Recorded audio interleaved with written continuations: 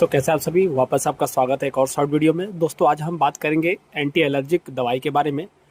अभी जैसा कि आप सभी जानते हैं कि मानसून आ चुका है और हमें एलर्जी से संबंधित सर्दी जुकाम, नाक बहना, आँख लाल होना, आँख से पानी आना, ये सब नॉर्मल हो जाता है। अगर आप इन सभी दिक्कतों से परेशान हैं तो आप ले सकते हैं लिवोसिट्रिजिन हाइड्रोक्लोराइड टैबलेट, जो कि है 5 mg में।